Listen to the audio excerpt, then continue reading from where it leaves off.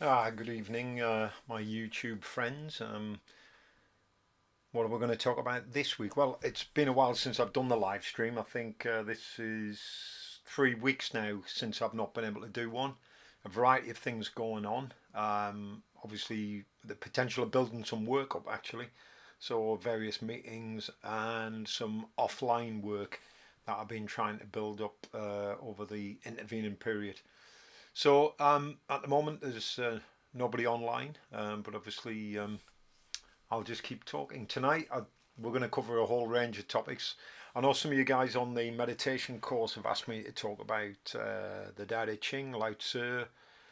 Some of you asked about Wu Wei, non-action. We've talked about Robert Anton Wilson and other things. And hello, Tom. How you doing, mate? It's good to see you on here. Um, I've just started talking to myself. We've got 3 people watching. If you're watching, guys, just come on the comment box and just let me know you're here. So I've got an idea of who I'm listening to. Oh, hiya, Darren. Good man. In Saudi Arabia. I guess the weather's going to be a lot better there than it is here. It's about 16 degrees, I think, today. In fact, I'll check on my phone, Darren. I know Justin's coming on board tonight, so you'll be seeing him pop up. So slightly warmer. Well, I'll tell you what it is, Darren. It's 14 degrees in Birmingham. Yeah, which I guess it's got to be warmer than that. Belgium, Saudi Arabia, and Leeds. Well, there you go. We've got a representation from all corners of the globe. We just need somebody from Canada, the US, and Japan. Maybe we'll get a couple of Japanese guys on there. Well, I do have followers from Japan, strangely enough. So, in the opening shot, when there was nobody on, I was talking about a few things we might talk about. And also, again, I'm just curious to know what's the delay like? I think the last time we did it, we managed to get the delay down in about 10 seconds. So, we'll see if there's a 10-second delay, which is a lot better. Hiya, Justin. And Justin Ricks is on board. So we've got 6 people watching now, and 4 of you have remained. 2 of you have remained anonymous. So who's the anonymous people? Just put your name up. You don't have to say anything. Nobody's going to see you. Nobody's going to bite you. Um, well, I hope you're all well, and life is treating you good. Um, Last night we did the meditation session, which was well attended and went very well, and we discussed a number of topics. Tomorrow night we've got obviously the Thai boxing class itself, the actual thing at the gym, and the online class, which is on at 6 o'clock. And obviously I've got this seminary type course thing coming up in October, which is a seminar on Pyrrhist thought. So I've been writing a book called Beyond Beliefs, which is based on the philosophy of Pyrrhonism, and it had such an impact on me that I decided to run a one-day seminar. The dates of which slipped me completely. If Murray was on board, he'd tell me straight away what they are, and if I'd been prepared, which obviously I wasn't, I'd be able to tell you. And I'm looking at my calendar now. Oh, and I believe it's the 25th. The 25th of October. The meditation retreat. Tom McLaughlin's just asked. The meditation retreat is still going ahead, and it will be on the 27th, I believe we said, the 27th of September. What is a retreat, I hear you all ask? Well, it's a whole weekend actually. It's the 26th and the 27th. It's a weekend retreat online. Probably none of you have done an actual retreat in a Zen temple or a Buddhist temple or any type of temple. But we're going to do it online. So there's a certain amount of responsibility from you guys to do it properly. It'll start early in the morning on the Saturday and finish early evening on the Sunday. It will involve different types of meditation, as well as talks and other aspects, like I'm going to give you tasks to do for the couple of hours of work schedule. And there'll be things like reading a certain passage of a book, or coming up with some ideas of your own. We'll see how that pans out. But that's the end of this month, and it's a weekend. So can we camp at your house? So Stuart said, can we camp at my house? No, we can't. Sadly. I did think of doing it at the gym, but we have a problem mainly with lots and lots and lots of interruptions and noise, because the industrial estate is fully functioning, i.e. the garage is open, and there's no doubt we'll get people banging on the doors to come in for private training. So you're going to have to be in your own house, and I have to be able to trust you that you're going to do as I tell you. Obviously, some of quite a bit of the time we'll be online together, but there'll be periods during those 2 days where I'll get you doing a specific task. As I say, reading a passage from a book, or coming up with some ideas of your own about where we go. And there may be ideas on some of the NLP type work that I do. But I'm going to be putting a post together, which you'll get a newsletter for next week. And that'll give you an outline of exactly what the retreat consists of. You'll also get an outline of what my seminar, the Pyrrho Protocol, is all about. Intrigued? I know I am. And I haven't written it yet. I've got a good idea where it's going anyway, based on Pyrrhonism and Pyrrhonist thought. So I know one or two of you guys have already read the book, or are reading the book Pyrrho's Way.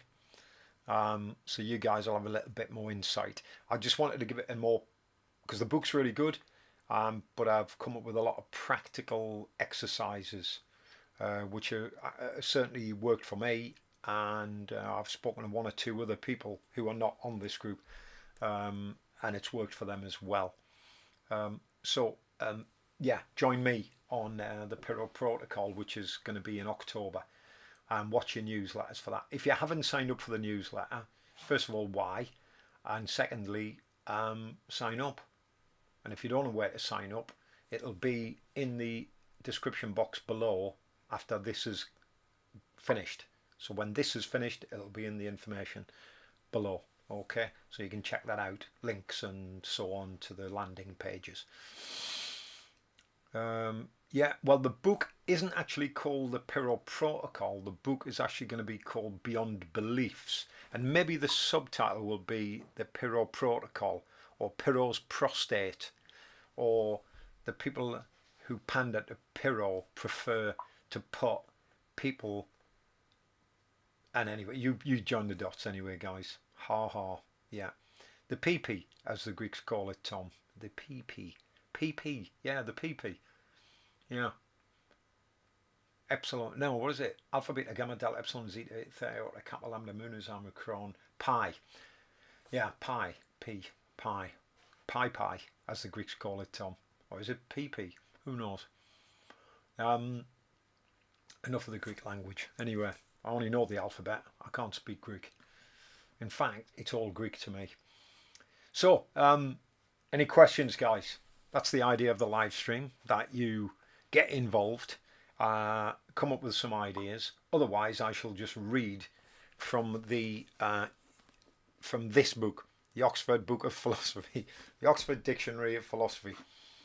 Yeah, pick a page, guys, and we'll see what's on that page. Maybe we should discuss that. Maybe this is the new way forward. I've just opened dystopia. Yeah, dystopia. Anybody know what that is? I can tell you, it's in this dictionary. I opened the page on dystopia. A negative utopia, obviously. He says, obviously. Orwell, 1984. There you go. The page 314. 314. Let's have a look. You're not going to believe this, but it doesn't it doesn't have page numbers. That's weird. Pick a letter. Pick a letter. It doesn't have page numbers. How bizarre. Nope. Doesn't have page numbers, guys. It's a dictionary. I suppose it doesn't need page numbers because you're not looking for it by... Well, I don't know. Oh, well, I've opened the page, which looks about would you say that? So I've opened it there. That looks like it's about a 500-page book. Z. Tom McLaughlin. Z. Z, as the Americans would say. Z is, oh, look at that. Right. So Z is made up 1, 2, 3 pages. 1, 2 or 3. 1, 2 or 3.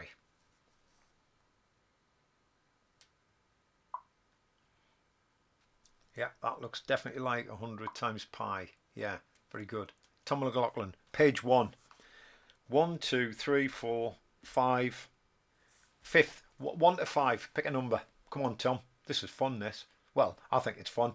Most people would be saying, what on earth is happening? Show us some swords, Bob. Show us a knife. Pull out your gun. Shouldn't use guns, probably a keyword. Number 3, please, Bob. 1, 2, 3. Zeno of Elea. There we go. You're going to learn a little bit about Zeno of Elea. The 5th century, by the way, early 5th century Zeno. The pupil and principal defender of Parmenides. One of my favourite philosophers, Parmenides. And Tom is the glorious assistant. Glorious assistant? Glorious bastard, that's what I say.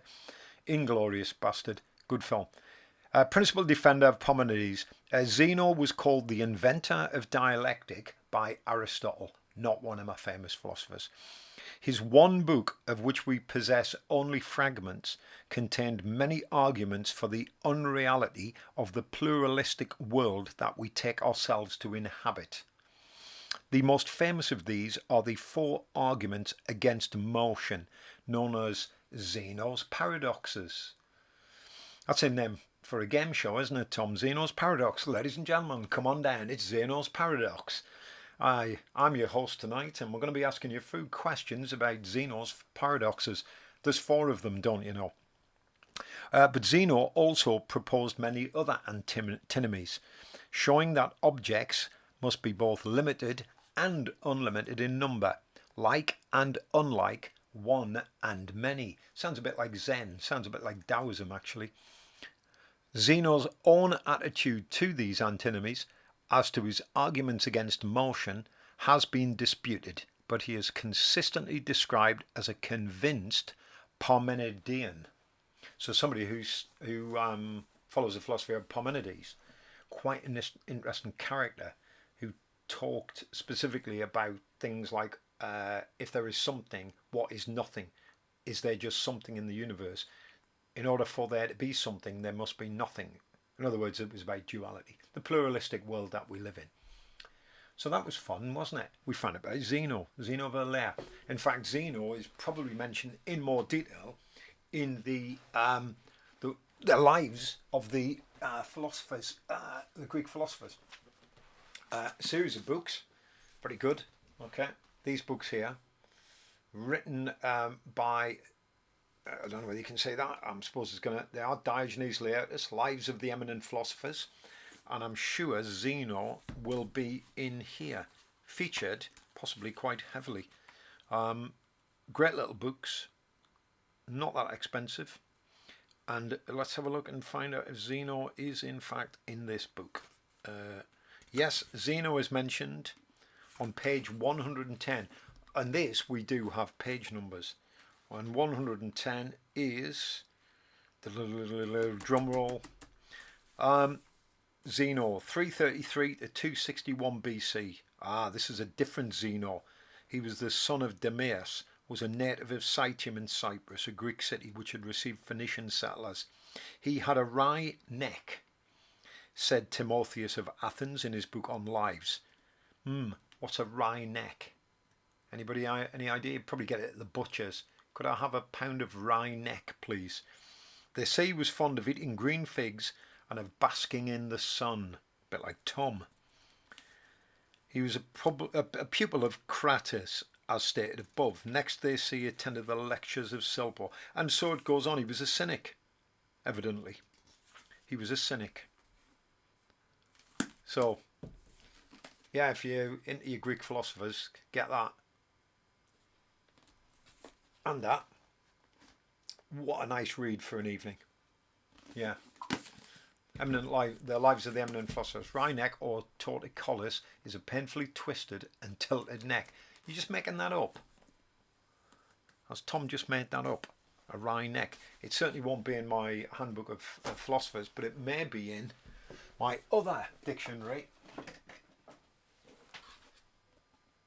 Oxford Handbook of Clinical Medicine. So we'll find out if Tom's actually making it up. Google. Right. So it sounds like we're looking through dictionaries tonight, which is a bit bizarre.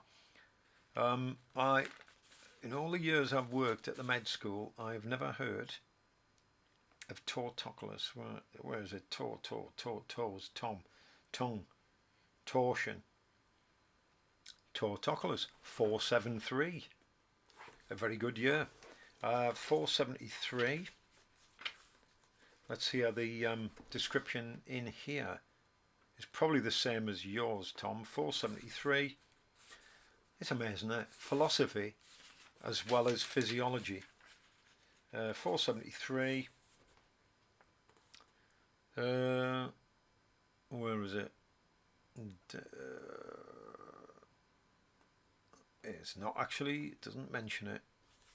It's lied to me. It's talking about dystonia. Obviously, so dystonia is going to be related to that. Dystonia is it's a prolonged muscle contractions. Dystonia. You'll see people who have dystonia.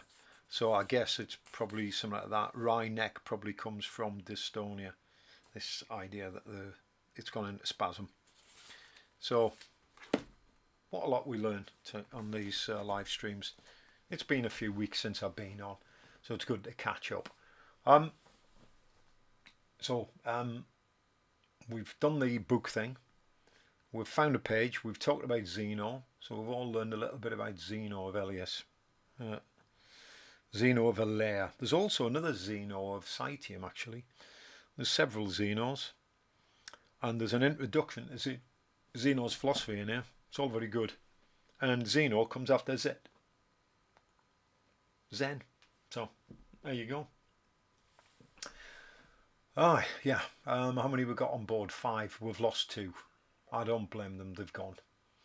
So, some of you may have been following the blog posts on YouTube. I posted Justin's part 2 today. I hope some of you guys have had a chance to listen to that. I will be posting Lucky Madahar part 2 on Friday, and I'll also be doing another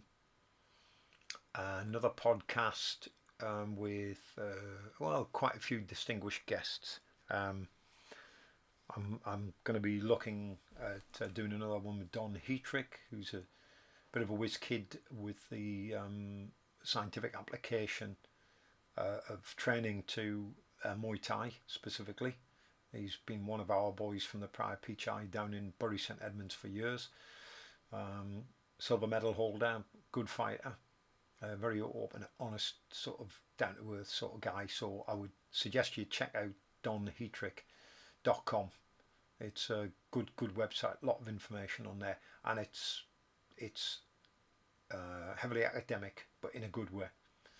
So, but approachable academic stuff, particularly on the physiology of performance in the ring. So if you're a coach, a teacher, or you just want to find out more about improving your Muay Thai, then check out donheatrick.com. Heatrick.com, I think it is actually. Heatrick.com. I've also been putting out a few more blog posts, and another one coming out either not tomorrow but the day after. And in fact, tomorrow I'm actually recording 3 new blog posts. The first one is with my teacher of broadsword, Heiko Grosser, I believe you say it. Heiko is in Germany, and I'm doing a podcast with him first thing in the morning. I'm then going on to do a podcast with my business partner Matt Chapman and talking about Medicate and the training that we do with physicians associates. And then in the afternoon I'm going to do a podcast on Simon Gray. Simon Gray used to be an all Thai boxer back in the day, back in the golden age of Muay Thai in the 90s. In 2008, I believe he went off to Japan and studied with the Susenshi, which is basically riot cop training for 11 months. Reputed to be one of the toughest courses in the martial arts. He stayed in Japan training for 11 months. Quite an intensive routine. And as the book's called Suck It Up or Go Home, quite a tough course. But you want to have a look at that book. You buy it, obviously, because he's a pal of ours, and have a read. I mean, I've started reading it now. It's a huge book, about, I think it's nearly 350, 400 pages, and it's very good, very, very good. Yeah, Simon Gray, check him out. Suck It Up or Go Home. A story of, I guess, resilience, famous, a popular word that people are using a lot now. Tom McLaughlin, right. Was there much of a focus on strength and conditioning when I trained in Thailand?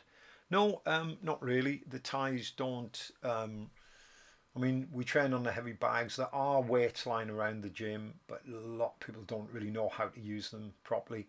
And there's no big emphasis on lifting weights. The strength and conditioning that you do work on, obviously, is conditioning of the body to get used to the impacts. And of course, the strength you need, and you don't need any more, to be able to kick, knee, elbow and clinch. So neck strength was pretty important, but that would come naturally through training in clinch work. I mean, there was a head harness with a weight on, you know, a harness that you put on the head with a weight, and you practice doing this, but nobody ever used it. I never saw anybody using it. I knew what it was for, but I never saw anybody use it. I mean, all of my conditioning and strength work was basically around clinch work. The most important aspect of Muay Thai is your technique and of course your stamina. And then you build up an understanding of ring craft. So you learn how to use the ring effectively. And one of the main things in Muay Thai obviously is that ability to know when you're scoring. So you should have a good understanding of what the judges are looking for. You know, understand the rules, yeah, but understand what is it the judges are looking for. And often you can, you know, you come back to your corner knowing whether you've won that round or not. And somebody's just sent me a text. Oh, what's been your favourite person to podcast so far? Favourite person to podcast so far? Oh no. Well, obviously it's Justin because he's on here. To be fair, I've known Justin a long time.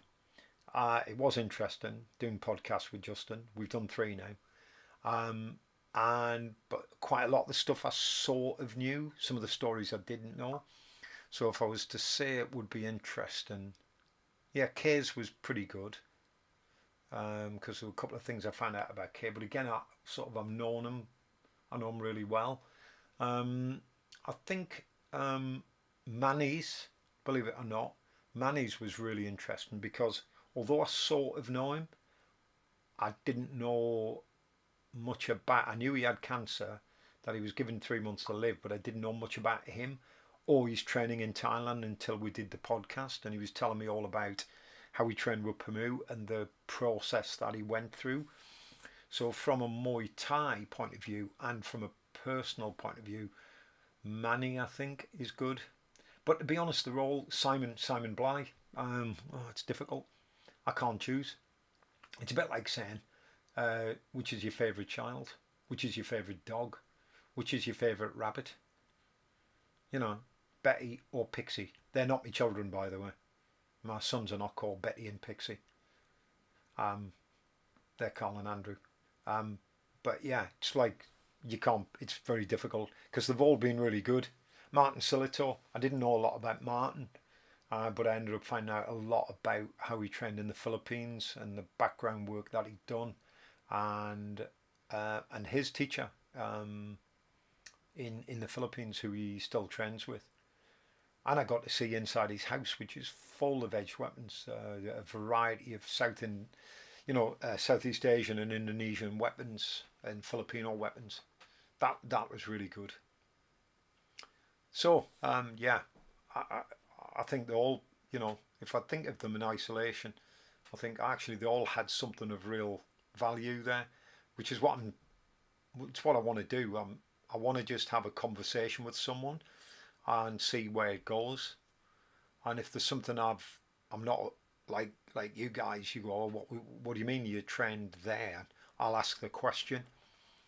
So most of the people I've had on actually need 2 or 3 podcasts because their story's quite complex. Simon's is going to be really interesting, I reckon, as is Heiko. I don't know anything about Heiko other than he teaches Scottish broadsword, but I'm sure there's a lot more to him than just that. Yeah, I don't think he would, Justin. Yeah, I call him Pixie. Imagine that. Chief Inspector Pixie to the rescue. Yeah, that would be funny. That would be really funny. I'll tell him about that, actually. I might as well. So, just listen to the podcast. When you do listen to the podcast, guys, I know I keep saying this. Like it, ting, share it, dung, on Facebook, Twitter, and all of that. And comment. The more comments you have on a post, the more it'll get circulated by Google and it will move up the rankings so more and more people will see it, which puts, the people who are in the podcast in the public eye, and it'll allow other people to see what their business is, and it'll help them grow as a business as well. Hiya, Charles. Charles has just jumped on. I haven't seen Charles for a while. Good to see you, mate. I hope you're well, and hopefully we'll be getting back to uni at some point very soon. So yeah, like, share, and comment. Comment, even if it's just one comment, like really good post. Okay, if you have a look at Stuart Hurst, again, Stuart's another one. I've got to do at least 3 with him because of the extent of his knowledge. He's written a whole series of books on Muay Boran, and they're quite detailed, and I believe relatively academically accurate because there's a lot of rubbish out there. And Stuart's been in the game for the same length of time as me. Yeah, Stuart's is a really good one. And Stuart's been getting some amazing comments on his post, mainly from people who are involved in the art of Muay Boran. That's been a bit of an eye-opener for me. So there's been quite a few people who've got a lot of information about the history of Muay Boran, quite detailed. Now, I can't validate that information, so I don't know whether it's true or not. It sounds like it's authentic. It sounds like the people have done their research, but they haven't really cited any sources. So you academics out there will know exactly what I'm talking about. It's not enough to just write a paragraph in a book and say that this is true or appears to be true. You need to cite your sources with notes and endnotes. And so far, it's just names of people who could be anybody. But they seem to be all singing from the same hymn sheet. So either they've all got together and created a history of Muay Boran, or it's real. I'd like to hope it's real. Because there is, as in all fields, you've got a lot of people out there who are pretty much cowboyish. We've got that in all the martial arts. And I spend most of my time trying to dispel myths that have been created by teachers who didn't know any better, because sadly a lot of them won't do the reading. They're not prepared to do the background reading, other than Facebook, Twitter, and, as they did in the old days, a magazine. It must be true. It's in a magazine. So anyway, Justin says he's enjoyed Stuart's post. Yeah, because obviously Justin remembers Stuart from the early days, and I believe he was a bit of an inspiration to you as well, as he was to a lot of people of that period. But I remember Stuart when he was 16, 17, and the strange thing was I worked with him on the set of a couple of films in Manchester back in the 80s, and it was a really good group of people actually. All of us sort of been involved in Muay Thai for a long time, and also involved in the film industry, you know, acting. Stuart's a cameraman, a very good cameraman. You wouldn't think so looking at his podcast, by the way. He didn't get his studio set up, so he just did it on a crap camera, um, which we had a bit of a joke about. But I'm getting Stuart on again, and I have no doubt I'll have Tommy Joe Moore, Tommy the Bartitsu guy. He's going to be on again soon in the next month, talking about his new book on Defendu, the fighting art of Fairbairn. Second World War, basically Second World War fighting. Uh, Fairbairn was in Hong Kong early in the 20th century, and fought on the mean streets of basically Shanghai and Hong Kong, quite horrendous. And he came back, and after the Second World War, he was training special operative groups, SOE groups, to go behind the lines in Germany. And a lot of his self-defense type techniques are very practical. And Tommy Joe Moore's put together a book on Defendu. That was the system that Fairbairn came up with, Defendu. The name Fairbairn, you may have heard Fairbairn Sykes, the Special Forces knife, the Fairbairn Sykes knife. That's why it's called the Fairbairn Sykes. Sykes was one of Fairbairn's partners, and they produced this commando dagger, quite a nasty looking thing. And there's a chap up in Scotland called Paul MacDonald, who of course Kay knows about. Paul MacDonald actually hand makes these beautiful Fairbairn Sykes knives, FS knives as he calls them. And if you go on MacDonald Armory's website, you'll see them. I think there's a 5-year waiting list for them, so don't go and think of ordering one. He's got a hell of a long waiting list for them, so he's in work for the next 5 years, as well as making broadswords and other weapons as well. Yeah, so there's been a lot going on. Lots of podcasts, lots of blog posts, and of course, if any of you guys have got any ideas about, you know, what you'd like me to write about in terms of a blog post, then why not, you know, put them in your comments here, and I'll do my best to write a blog post on it, as well as talk about it in next week's live stream. So it's quite small numbers tonight, 6 people, not a lot. I think some people must struggle getting on, I don't know. Not sure if Darren's still on, he hasn't made a comment. I don't know whether Justin realised that Darren was actually on there tonight. Darren's and Justin are old pals, and Darren's off in Saudi now, isn't he? So we've managed to get half an hour in, and it appears that the questions have dried up. Is there a 10-second delay, guys? I'm curious to know. And it doesn't look like Murray's on here tonight, as far as I can see. So yeah, I'm assuming most of you guys are getting back to training of some sort, and you know, that's pretty good. We've still got to be cautious though. Where Tom McLaughlin lives, Leeds, they've gone into lockdown, sort of a semi-lockdown, and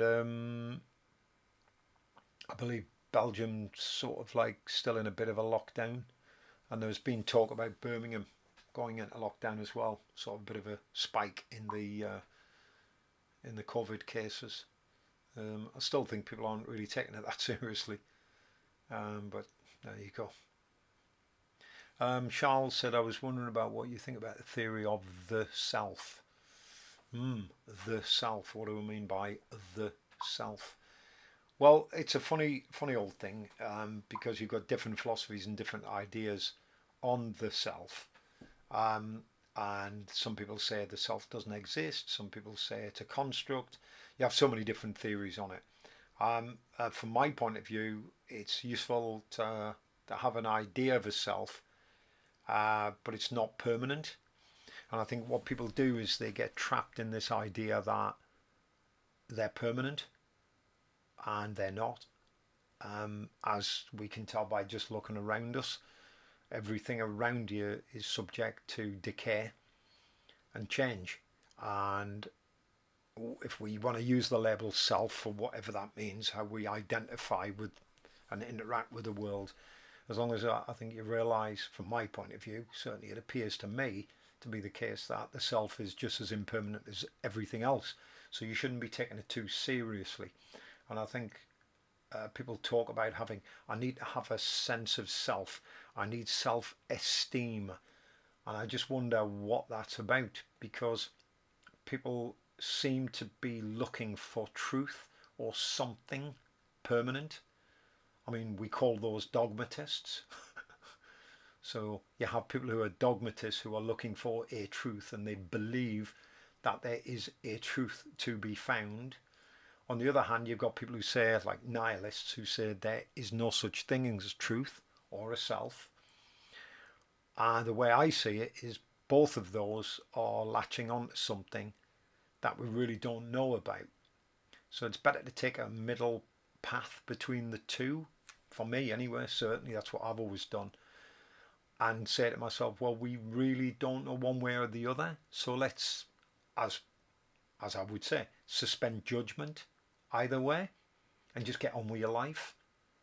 But of course, when people get wrapped up with this idea that the self is real, and when something happens they lose their self-esteem, they have psychological breakdowns and problems because they've been taking it all far too seriously. So, you know, on the one hand you've got the dogmatists who say the self is real, on the other hand you've got the nihilists who say there's no such thing as a self. You know, walk between the two. You know, we don't know one way or the other whether either theory is right. Either way, you're trying to establish that something is solid and fixed, and nothing in the universe is solid and fixed. Or is that a dogmatic belief? Or is it what we see? Because we can only go by what we see, hear, feel, smell and taste in the world. That's how we interact with the environment. And that's where our behaviours come from, and it's where our beliefs and values come from, and it's where we develop and how we develop skills. So I think once you have a realisation that things are impermanent, that things are subject to change, then you have a little bit of an epiphany. Now, it's okay to have a logical or an intellectual understanding of that, but I think it's when you get an actual sense of a real deep understanding, like an epiphany, that yes, everything's impermanent, you start to realise that you're taking life too seriously. And I think most of you guys know my opinion on that sort of topic. I've been waxing lyrical about it online for about 5 months, as well as writing numerous blog posts about it. So yeah, the self, the theory of the self, is just that. It's a theory. And sometimes it has value, sometimes it doesn't. So sometimes it might be valuable to have a sense of self. You know, when you say want to do something, I guess. But I don't feel I need to take either side, to be honest. Yeah. Suspend judgment. Epoche, as the Greeks call it. Maybe it is, maybe it isn't. Perhaps it is the case, perhaps it's not the case. Is one of the maxims of Pyrrhonism. Pyrrhonism uses maxims in order to remind yourself that things are not fixed, or that things are not the truth or not the truth. And it was true to say that most religions and philosophies are looking to find knowledge and the truth. But as you'll quickly find out, these things are subject to change, just as you've said, Charles, in your thing. The static sense of self, because things change constantly. Everything is subject to change. Or is that just a generalisation?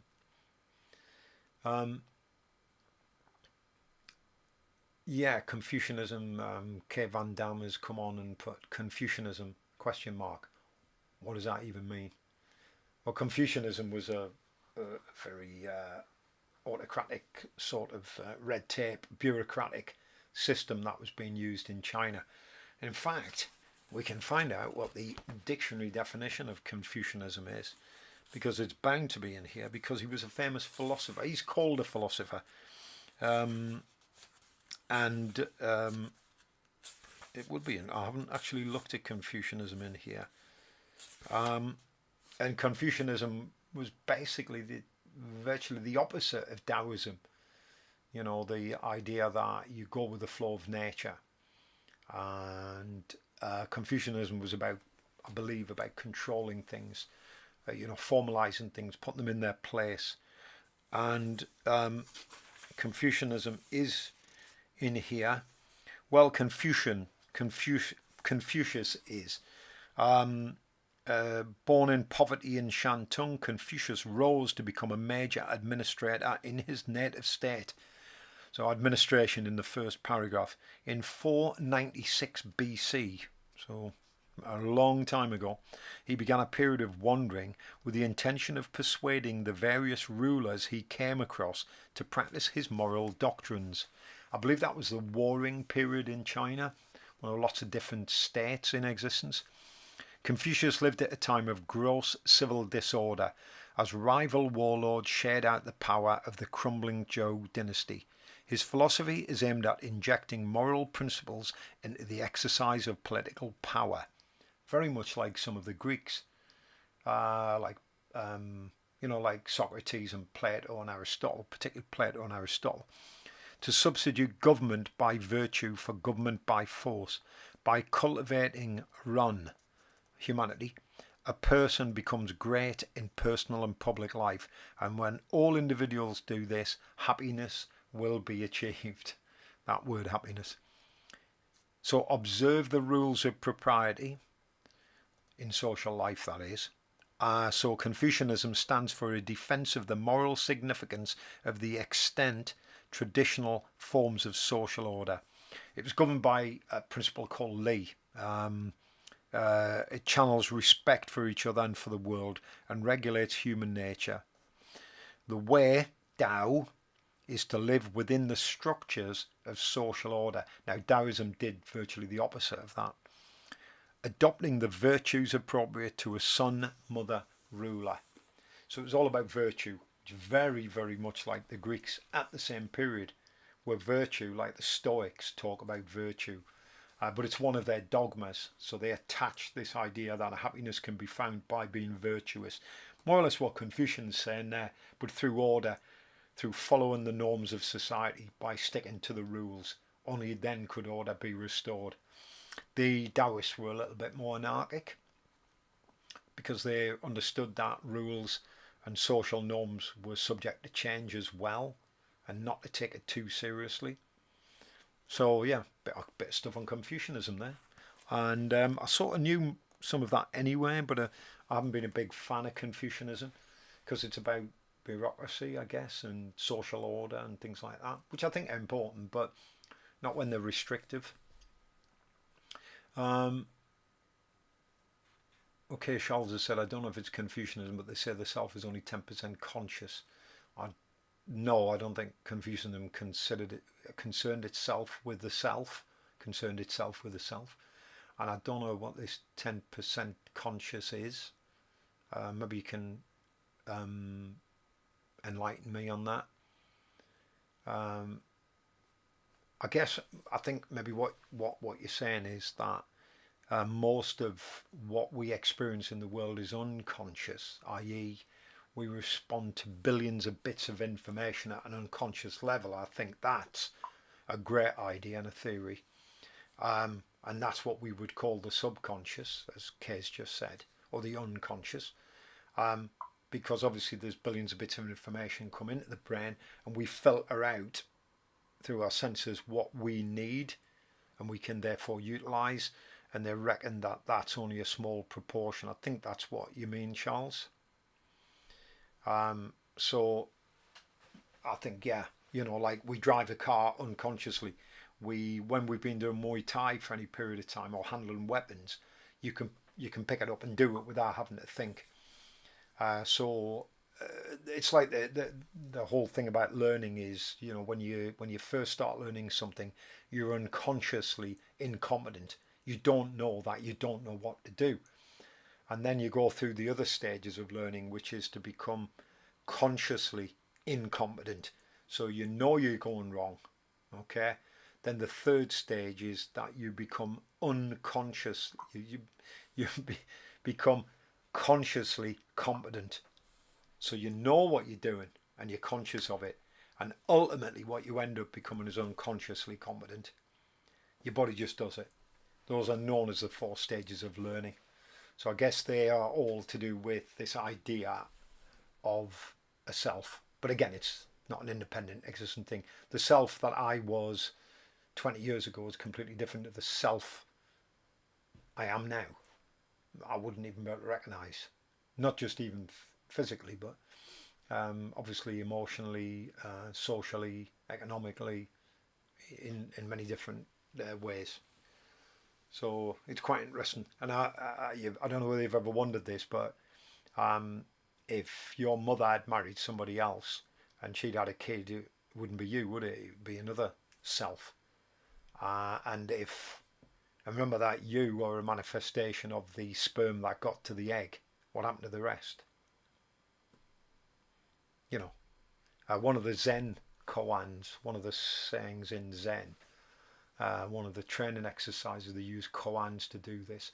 One of the koans in Zen is, can you remember your face before you were born?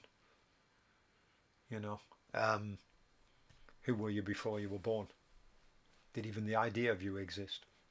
Did the universe in fact exist? Well, it didn't for you because you didn't, and so it won't after you've gone.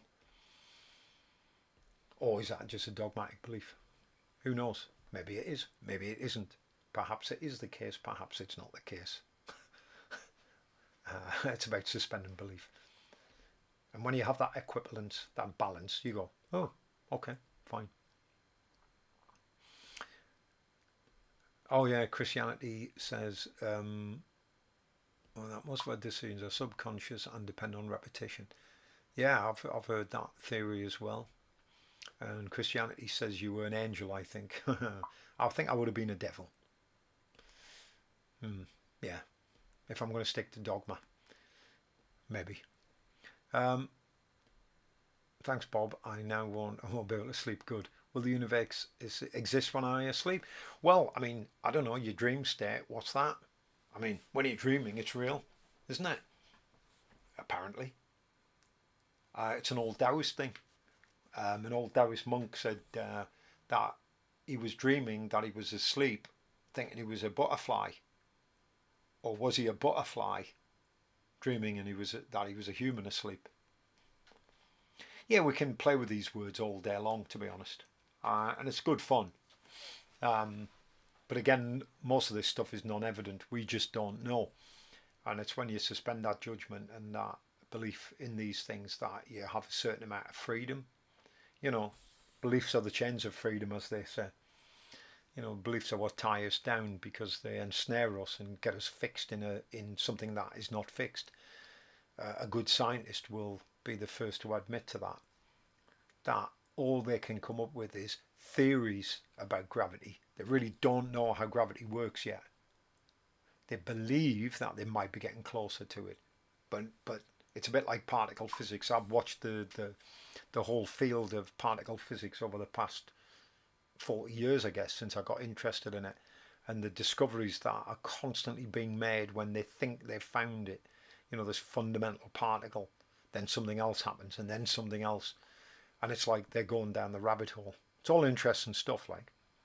And the good thing about a good scientist is they will assent to the idea that what they've got is not the truth.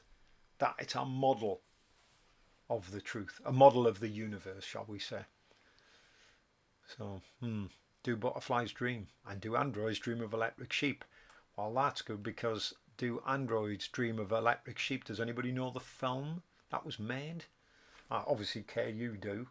A really famous film. I was watching it actually just a couple of weeks ago. I think the book was written by Philip Dick. Great name, Philip K. Dick. And of course it was Blade Runner. The novel was called Do Androids Dream of Electric Sheep? And if you haven't read it, read it. It's great. yes, it is a good film. I've heard that the second film, the sequel, is supposed to be just as good. Blade Runner 2049 or something, I think it was called. I'm not sure. I haven't seen it. I know one or two people who have, and they said it was really good. So I've kept Kay awake all night. Good.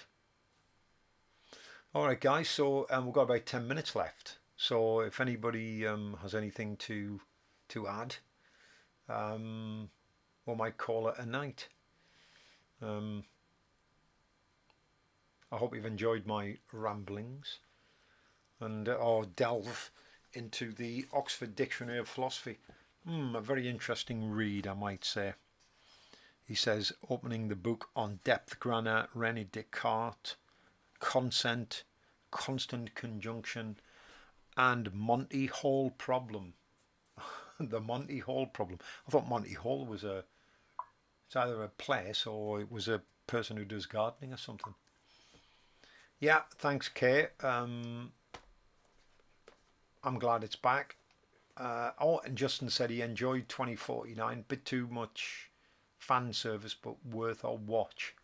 Well, I might watch that then. Probably get it on Amazon or something like that. So yeah, I've heard that The Tenet is supposed to be a good film, which has just come out. And of course we've got a James Bond film coming out soon as well. Oh, there's a trailer for it coming out tomorrow, I believe. So whether they're going to screen the James Bond film, I don't know. I'm a bit of a sado because I like James Bond films, particularly Daniel Craig. I guess it's a lad thing. I don't know. They're also doing a remake of Bill and Ted's Excellent Adventure. I'm not sure what it's called yet. And a remake of Top Gun. Not a big fan of Top Gun. I probably did when it was on. I probably enjoyed it. But I did like Bill and Ted's Excellent Adventure. And if you haven't seen Bill and Ted, you need to watch it. Keanu Reeves and the other bloke, the other actor. Sad that, isn't it? I guess that's what everybody calls him. Oh yeah, you in that film with Keanu Reeves when he was younger. Yeah, that's not what an actor wants to hear. So did we determine whether there was a 10-second delay or are we flowing beautifully?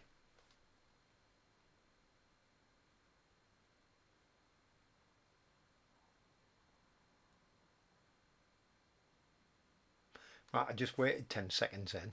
10 seconds of dead air. How was that? Don't know whether that made any difference. I think there might have been a bit of a delay there. Oh, there was no delay today. I wonder, oh, that's very good. I wonder, I must have resolved something. Maybe my computer was full up of live stream. Okay guys, so obviously tomorrow night we've got the online Thai boxing at 6 o'clock. And obviously the weekend is fairly free this weekend. So Tuesday next week, meditation, 6 o'clock. Please come along. It is a bit of a laugh and learn to meditate. And Wednesday, the live stream again at 8 o'clock. And Kay says it's because only awesome people were here today watching. Cheers, guys. So, okay, guys. If there are no other questions, if there's, if I think I've given you enough food for thought, again, I just want to thank you for coming on. I've checked the old messages. There's nobody else coming on because some people actually message me to say they're struggling to get on. And see you guys next week. All right, guys. So give us all a thumbs up and keep in touch. Keep reading. Keep liking, sharing, and commenting. Please, please, please. So that means go on YouTube, onto my channel, and just go in and like all of the posts and share them and put a couple of comments. Go on. You know you want to make an old man very happy. I was 64 last week. It was my birthday. So do this as a birthday present for me. Ah, yeah. Okay, Paul. I guess you've been on in the background. Yes, you need to catch up on the podcast, mate. There's about 15 of them now. Okay, so thanks for coming on tonight, guys. This is your last chance for a question. I'm going to give you 20 seconds. and we'll see, you know, what happens. Dun, dun, dun, dun, dun, dun, dun. Anything, guys? Anything? No. And this is just for Kate, obviously. Dun, dun, dun, dun. There you go, Kate. Have a look at that. There you go. I thought that might make you happy. I have to ascend to the sword, people in the audience. Yes, very good. Yeah, thanks, Charles. Thanks, Kate. Thanks, Justin. Thanks, Darren. Thanks, Paul. Thanks, Tom. Thanks, Stuart. Have I missed anybody? Thanks, Tina. I know you're there. And I shall see you guys soon. Nice one. Goodbye.